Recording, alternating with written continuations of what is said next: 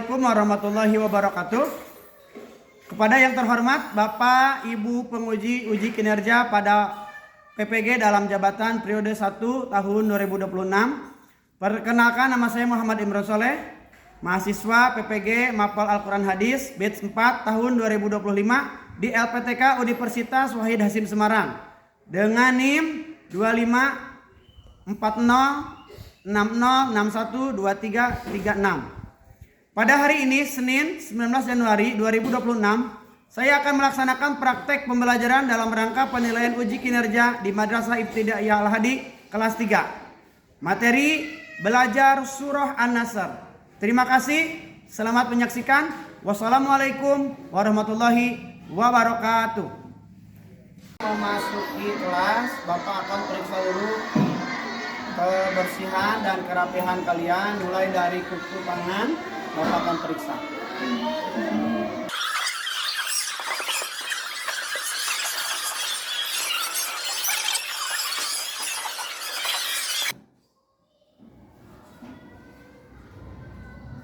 Assalamualaikum warahmatullahi wabarakatuh. Waalaikumsalam warahmatullahi wabarakatuh. Apa kabar hari ini anak-anak? Alhamdulillah, luar biasa. Tetap semangat. Allahu Akbar. Luar biasa, Masya Allah. Tepuk tangan untuk semua. Sebelum kita memulai pembelajaran hari ini, ketua kelas boleh maju? Tolong disiapkan dulu. Duduk ya, baca doa dimulai.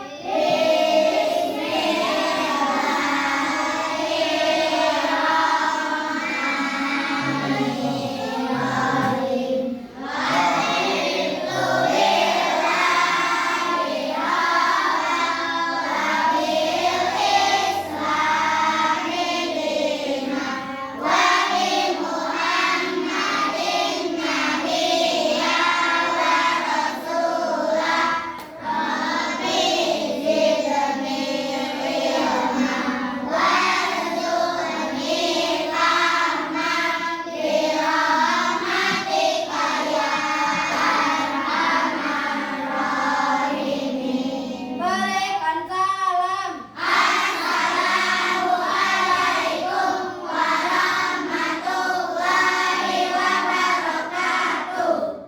Terima kasih, ketua kelas boleh duduk. Sebelum kita memulai pembelajaran hari ini, Bapak akan absen terlebih dahulu ya. Yang hadir jawab hadir, yang tidak hadir tidak usah jawab hadir ya. Arsil, Hadir. Fahmi, Hadir. Siti Akila, Hadir. Siti Rima. Hadir. Sebelum kita memulai pembelajaran hari ini, kita akan menyanyikan dulu lagu wajib nasional kepada seluruh siswa-siswi. Semuanya dipersilakan berdiri dulu. Siap ya, kita menyanyikan lagu wajib. Kepada Nanda Ratu dimohon untuk ke depan menjadi dirijen ya.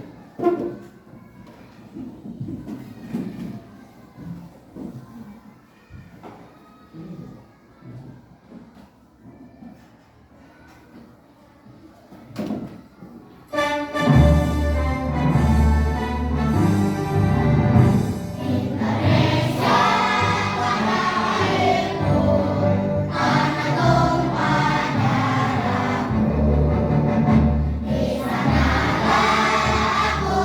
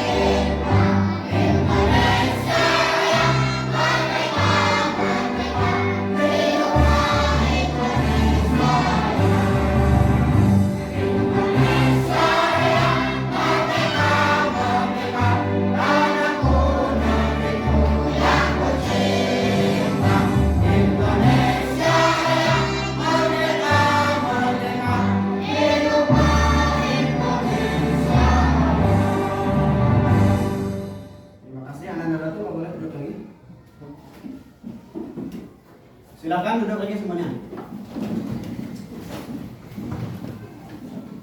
Pada hari ini kita akan belajar surah An-Nasr. Yang pertama, kalian harus mampu menerima surah An-Nasr sebagai firman Allah Subhanahu wa taala. Dan kalian harus mampu menjalankan sikap toleran dalam pergaulan. Kalian harus mampu memahami kandungan surah An-Nasr serta mampu mengamalkan isi kandungan surah An-Nasr. Coba kita perhatikan, ada penampakan Ka'bah zaman dahulu. Nah, ini ya, penampakan Ka'bah zaman dahulu. Selanjutnya ada penampilan Ka'bah zaman sekarang. Coba, apa nama masjid ini? Ya, kami boleh? Masjidil Haram. Mantap, luar biasa. Tepuk tangan. Nama masjid ini adalah Masjidil Haram. Nah, Masjidil Haram, coba kota apa yang ada Ka'bahnya? Ya, boleh Akila? Kota Mekah, betul sekali. Tepuk tangan. Coba, Bapak mau tanya lagi nih. Apa coba nama masjid ini? Ya, Kansa boleh? Nabawi. Masjid Nabawi. Tepuk tangan. Luar biasa, kalian sudah tahu ya. Ini adalah Masjid Nabawi. Luar biasa. Nah, hari ini kita akan belajar surah An-Nasr. Apa surah An-Nasr? Coba kita lihat. Surah An-Nasr artinya adalah pertolongan. Surah An-Nasr adalah surah ke-110 di dalam Al-Quran. Jumlah ayatnya ada berjumlah 3 ayat. Surah An-Nasr termasuk ke dalam golongan surah Madaniyah. Artinya diturunkan setelah Rasulullah SAW hijrah. Nama lain dari surah An-Nasr adalah sering disebut dengan nama At-Tawdi. Artinya surah perpisahan. Kita baca surah An-Nasr bersama-sama. Sekarang kita akan membaca surah An-Nasr bersama-sama. Kita berpandu ya. Bareng.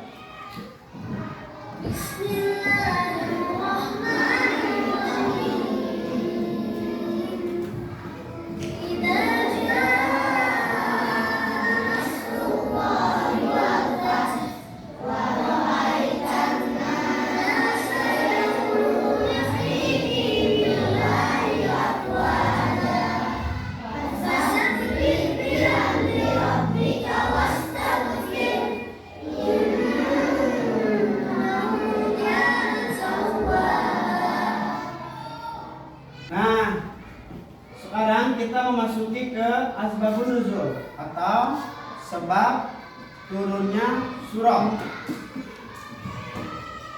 Surah ini diturunkan berkaitan dengan peristiwa Fathu Mekah atau pembebasan kota Mekah pada tahun 8 Hijriah. Isyarat kemenangan, Allah Subhanahu wa taala memberikan kabar gembira bahwa umat Islam akan memperoleh kemenangan besar dan pengikut yang sangat-sangat banyak. Isyarat perpisahan, menurut hadis riwayat Ibnu Abbas, surah ini menjadi surah isyarat perpisahan bahwa Nabi Muhammad SAW akan segera meninggal dunia. Makna mendalam dari tafsir ini adalah yang pertama, kabar gembira janji Allah tentang kemenangan umat Islam atau kaum kafir atas kaum kafir. Isyarat perpisahan para sahabat senior seperti Sayyidina Abu Bakar dan Ibnu Abbas memahami surah ini sebagai isyarat bahwa Rasulullah Shallallahu Alaihi Wasallam tugasnya hampir selesai. Yang terakhir dari kesimpulannya adalah perintah berzikir saat mencapai kesuksesan. Manusia diperintahkan untuk tetap rendah hati dan tidak boleh sombong, dan tetap harus bertasbih memuji Allah dan beristighfar, bukannya malah sombong. Nah, Di sini ada kandungan surah. Kandungan dari surahnya adalah yang pertama, pertolongan Allah adalah kunci keutamaan dari kesuksesan. Yang kedua, banyaknya manusia yang masuk Islam setelah peristiwa Fathu Mekah. Yang ketiga, kewajiban mensyukuri nikmat kemenangan dengan berzikir dan beristighfar. Terakhir, menunjukkan sifat Allah yang Maha Penerima Taubat. Nah, untuk kesimpulannya, Bapak mau satu orang boleh membacakan? Fahmi, silakan Fahmi. Hikmah dan kesimpulan keberhasilan bukanlah semata-mata usaha manusia melainkan pertolongan Allah. Nah, apa yang pertama tadi? Usaha dan keberhasilan kita itu kita sebagai siswa yang baik, yang cerdas, yang pintar, itu bukan semata-mata kemampuan kita, tetapi itu semua adalah pemberian dari Allah Subhanahu wa Ta'ala. Betul. Lanjut Fahmi. Istighfar adalah penutup amal yang baik untuk membersihkan diri dari kekurangan saat beramal. Nah, setelah kita rajin beramal, setelah kita rajin melaksanakannya, kita jangan lupa kita harus beramal. Apa? Beramal. Setelah beramal, apakah sudah sempurna? Belum tentu. Dan kita harus rajin membaca istighfar. Ada yang tahu kalimat istighfar? Apa kalimatnya? Astagfirullahaladzim. Betul sekali. Selanjutnya Mami. Surah ini mengajarkan optimisme bagi umat Islam dalam menghadapi kesulitan. Nah, yang pertama dalam surah ini adalah pentingnya optimis. Kita harus optimis, tidak pesimis. Ketika kita belajar, kita harus optimis. Tahu bahwa semuanya itu tadi harus dengan usaha dan kerja keras. Sepertinya ini belum semangat. Ayo kita ice breaking dulu. Semuanya berdiri. Coba tepuk semangat.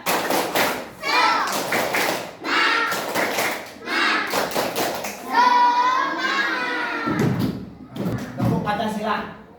Tepuk Pancasila.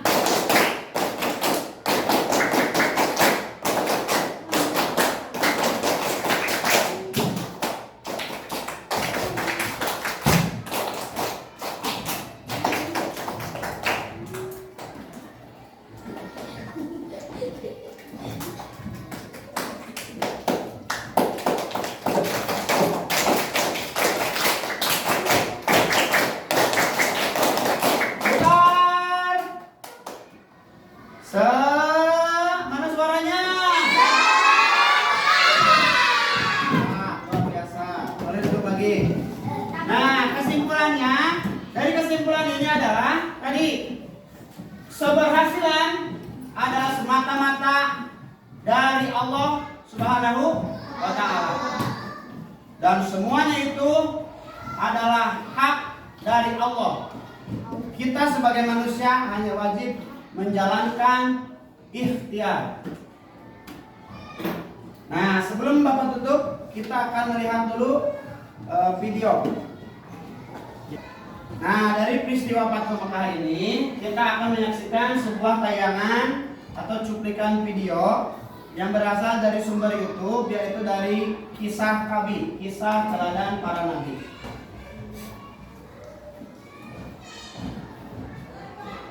Di atas bukit untuk menjaga pertahanan. Jangan pernah tinggalkan tempat kalian, apapun yang terjadi. Dalam serangan pertama, pasukan umat Islam berhasil mengalahkan musuh. Sesuai tradisi perang, pihak yang menang berhak mengambil seluruh harta yang ada.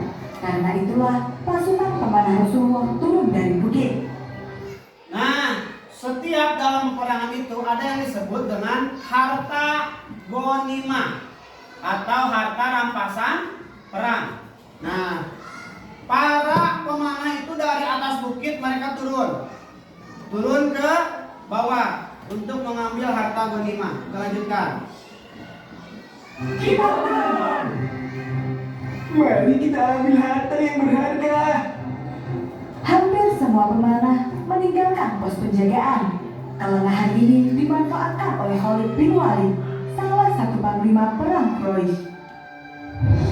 Pertahanan mereka kosong. Ayo kita serang. Satu pasukan besar tiba-tiba menyerbu. Tidak, dari mana datangnya mereka? Bukankah perang sudah berakhir dan kita menang? Akibat kelalaian itu, umat Islam kalah dalam pertempuran Uhud. Banyak tentara yang tewas dan Rasulullah sendiri pun terluka. Kaum Quraisy Nah, ternyata dari peristiwa perang Uhud itu, sebelum peristiwa Fathu Mekah, Rasulullah dan pasukannya mengalami kekalahan. Nah, pada peristiwa Fathu Mekah itu, peristiwa Rasulullah SAW itu, beliau mengalami kemenangan. pada kesempatan itu, Abu Sufyan menyatakan diri memeluk Islam. Nah, Dia pun ini. kembali ke kota Mekah untuk menyampaikan pesan dari Rasulullah. Nah, ketika peristiwa Fathu Mekah, seorang pemimpin kafir Quraisy yaitu Abu Sufyan menyatakan masuk Islam. Karena apa? Karena tadi peristiwa Mekah ini ada Mekahnya sudah ditaklukkan. Kita lanjut lagi. Pada hari yang ditentukan, Rasulullah dan semua pasukannya memasuki kota Mekah dari 4 penjuru.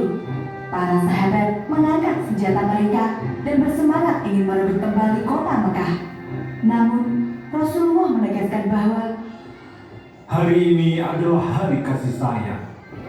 Rasulullah tidak mengizinkan pasukannya untuk menyerang ataupun menyakiti penduduk Mekah.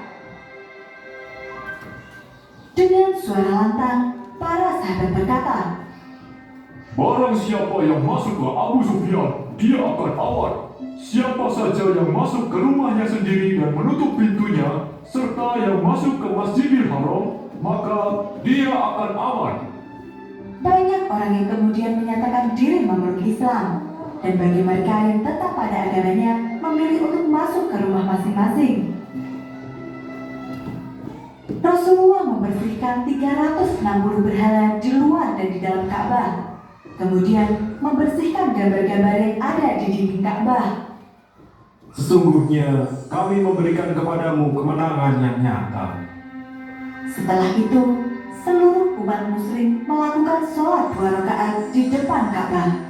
Saat itulah azan pertama kali dikumandangkan di Ka'bah oleh Bilal bin Rabah. Setelah itu, Rasulullah berkata, Aku sampaikan kepada kalian sebagaimana perkataan Yusuf kepada saudaranya. Pada hari ini tidak ada cercaan atas kalian. Allah mengampuni kalian. Dia Maha Penyayang. Pergilah kalian, sesungguhnya kalian telah bebas. Allahu Akbar. Rasulullah memberikan ampunan kepada seluruh penduduk Mekah. Itu adalah peristiwa bersejarah yang disebut dengan Fathul Mekah. Sejak itulah Mekah menjadi negeri Islam sekaligus tanah haram. Maka tidak halal bagi orang yang beriman kepada Allah dan hari akhir untuk menumpahkan darah dan mematahkan batang pohon di sana. Nah, dari peristiwa ini disebutlah peristiwa apa tadi? Fathu Mekah, penaklukan kota Mekah. Yang asbabun nuzulnya itu berkaitan dengan surah An-Nasr. Nah, hari ini tugasnya adalah kita berdiskusi. Bapak akan bagikan.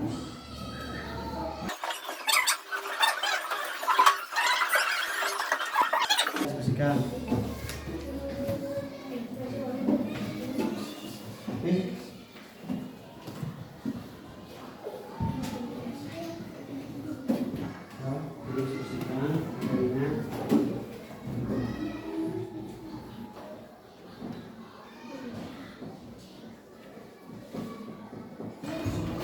Anak-anak, apakah tugas diskusinya sudah selesai?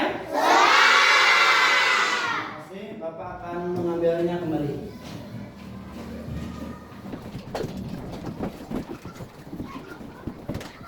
kasih atas tugasnya. Jadi Bapak simpulkan untuk pembelajaran hari ini.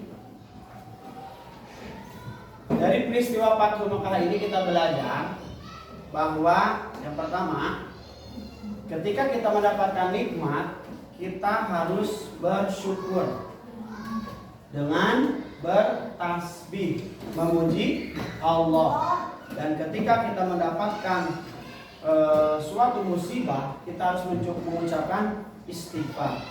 Astagfirullahaladzim. Nah, mungkin hanya itu yang bisa Bapak sampaikan pada kesempatan hari ini. Terima kasih dan mohon maaf atas kekurangannya. Untuk ketua kelas boleh maju untuk menyiapkan.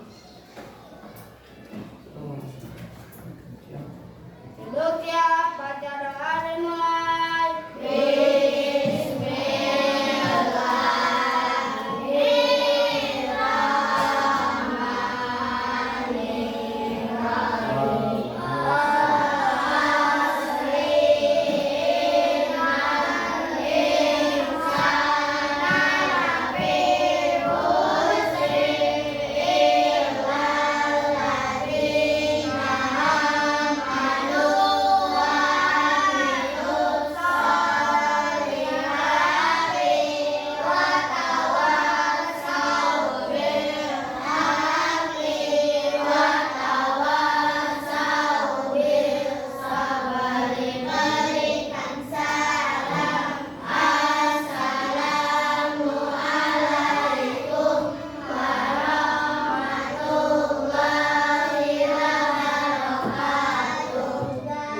Terima kasih, Bapak. Silakan duduk kembali. Mungkin hanya itu yang bisa Bapak sampaikan. Terima kasih. Kurang lebihnya mohon maaf. Wassalamualaikum warahmatullahi wabarakatuh.